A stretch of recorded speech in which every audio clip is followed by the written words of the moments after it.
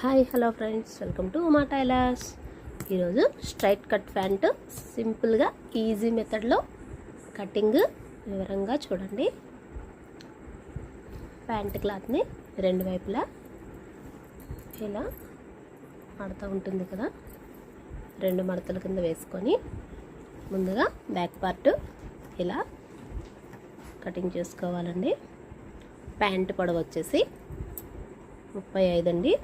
35కి ఇలా మార్క్ చేసుకొని కింద మడత కోసం 2 ఇంచెస్ ఎక్స్ట్రా పెట్టుకున్నాను.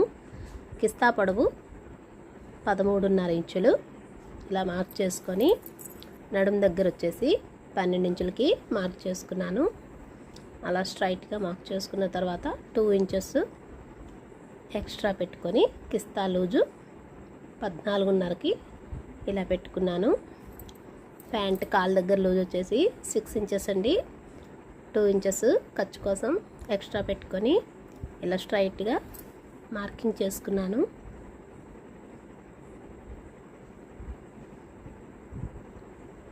ఇప్పుడు అది ఓన్లీ బ్యాక్ పార్ట్ ఒక్కటేనండి. ఫ్రంట్ పార్ట్ వచ్చేసి వేరేగా మనం కటింగ్ చేసుకోవాలి. దీనికి సైడ్ అతుకు పడుతుంది అండ్ జేబు కూడా వస్తుంది.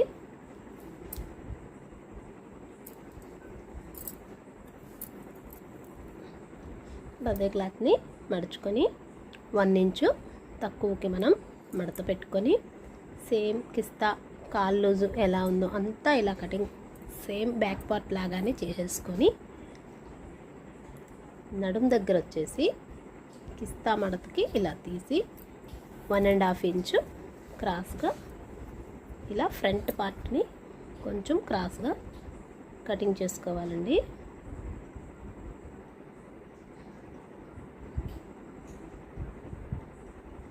అంతే, ఇదిగోండి చూడండి, ఈజీగా సింపుల్గా కటింగ్ అయిపోయింది.